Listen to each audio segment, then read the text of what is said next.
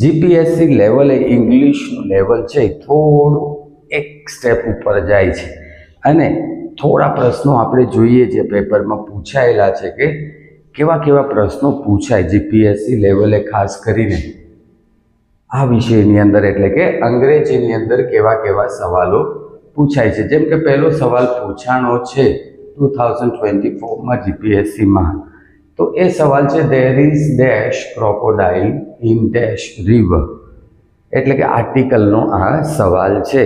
તો આર્ટિકલનો આ સવાલ બે ખાલી જગ્યાઓ છે જેમાં તો આપણને એટલી ખબર હોવી જોઈએ કે here crocodile is not specific, કોઈ ચોક્કસ ક્રોકોડાઇલની વાત નથી, એટલે અહીંયા આવશે એ ધેર ઇઝ એ ક્રોકોડાઇલ.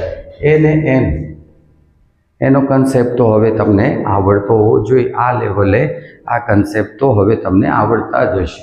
તો ધેર ઇઝ એ ક્રોકોડાઇલ. હવે બીજી ખાલી જગ્યાની અંદર શું મૂકવું, એ રિવર મૂકવું કે ધ રિવર મૂકવું, આ કન્ફ્યુઝન હંમેશા તમને થશે. પરંતુ હંમેશા યાદ રાખજો કે હવે જે આ ક્રોકોડાઇલની વાત છે ને એ જ નદીની વાત છે. કે અહીંયા કઈ નદી છે, તો કે જેમાં આ ક્રોકોડાઇલ છે, એટલે અહીંયા નદી ચોક્કસ થઈ જાય છે. અને નદી જ્યારે ચોક્કસ થઈ જાય છે ત્યારે મુકાશે ધ.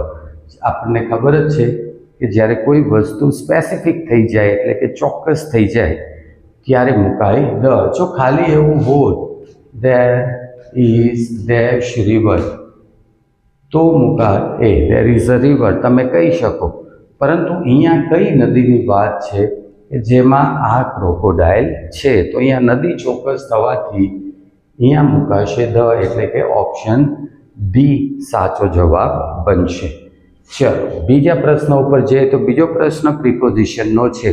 અને પ્રિપોઝિશન કંઈક એવું છે કે જે તમારે થોડું ગોખણપટ્ટી તો કરવી પડે, એટલે કે કયા ચોક્કસ શબ્દની સાથે કયું પ્રિપોઝિશન આવે. જેમ કે તમને કોઈ એમ કે એગ્રી, તો એગ્રીની સાથે હંમેશા વિથ જ આવે, આવું આપણને ખબર હોવું જોઈએ. તો અહીંયા તમે જુઓ તો જમ્પ, તો જમ્પની સાથે હંમેશા આવતું પ્રિપોઝિશન છે એ ડાઉન છે, અને ઉપરથી પડવાની વાત છે તો અહીંયા આવશે જમ્પ ડાઉન. જમ્પ ઇન નહીં આવે, જમ્પ આઉટ ઓન પણ આવશે નહીં.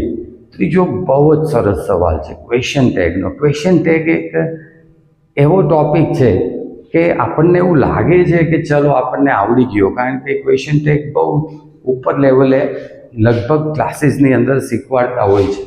તમને શીખવાડી દેશે હી ઇઝ અ ટીચર, અને પછી ખાલી જગ્યા ક્વેશ્ચન ટેગ, પછી અહીંયા ઇઝ આવતું હોય તો ઇઝ અંત કરો અને સર્વનામ મૂકીને હી કરો, આવું તમને શીખવાડી દે છે. 3-4 ટોપિક લઈ દે છે અને પછી કહે છે ક્વેશ્ચન ટેગ પૂરા.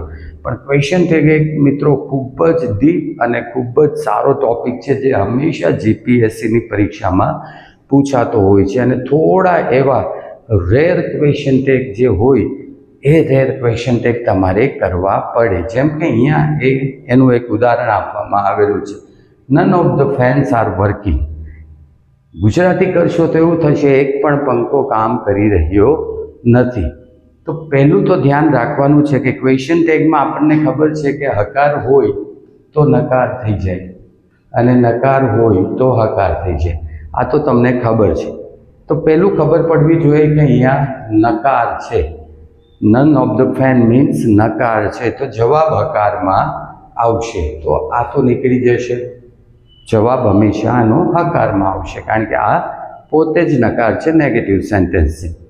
હવે વાત રહી કે અહીંયા શું મૂકવું, તો અહીંયા આવશે એક, તો અહીંયા નન આવે ને તો આપણે ગુજરાતી કરીએ તો એમ થાય એક પણ પંખો, એટલે કે આપણને લાગે એક વચન છે, પરંતુ નન એ બહુવચન ઇંગ્લિશમાં ગણાય છે, તો દેય આવશે. અને દેયની સાથે સાથે તમને અહીંયા આર આપેલો છે તો આરન્ટ દેય એવું આવશે, એટલે કે sorry are they, not aren't they, માફ કરજો, કારણ કે હકાર આવવાનું છે એટલે આર દેય આવશે. આ જવાબ સાચો છે. ચલો લાસ્ટ ક્વેશ્ચનમાં આવીએ તો લાસ્ટ ક્વેશ્ચન છે એ છે કાળનો. અને કાળની અંદર તમને એક વાત ખ્યાલ હોવી જોઈએ કે વોઝ આફ્ટર, એટલે કે ભૂતકાળ ઓલરેડી આપેલો છે. જ્યારે કોઈ એક ભૂતકાળ આપેલો હોય ને ભૂતકાળનો એક નિયમ છે કે બે ઘટનાઓ બનતી હોય અને બે ઘટનાની અંદર જે પહેલી ઘટના બનતી હોય એ હંમેશા પૂર્ણ ભૂતકાળમાં બને. તો આ ઘટના છે એ પૂર્ણ ભૂતકાળમાં બને. આફ્ટર શી હેડ લંચ, આફ્ટર શી હેડ લંચ એટલે એ પૂર્ણ ભૂતકાળમાં બનશે. એટલે કે ગુજરાતી શીખી લીધા પછી હવે પછીની બીજી ઘટના બની છે. તો બીજી ઘટના છે એ હંમેશા સાદા ભૂતકાળની અંદર બને. તો she had started to make some local friends. તો આ જવાબ આવશે. તો ભૂતકાળનો આ વારંવાર રિપીટ થતો ક્વેશ્ચન છે. તમને કોઈ એમ કહે કે હું બસ સ્ટેન્ડે પહોંચ્યો એ પહેલાં બસ નીકળી ગઈ હતી, તો આમાં પહેલી ઘટના કઈ બની? હા, બસ નીકળી ગઈ હતી એ પહેલી ઘટના બની, તમે પછી પહોંચ્યા છો. તો આમાં પહેલી ઘટના કઈ બની? તેણે ગુજરાતી શીખ્યું પછી લોકલ ફ્રેન્ડ્સ બનાવ્યા. એટલે અહીંયા પહેલી ઘટના જે બનશે પૂર્ણ ભૂતકાળમાં આવશે અને બીજી ઘટના જે બનશે સાદા ભૂતકાળમાં આવશે.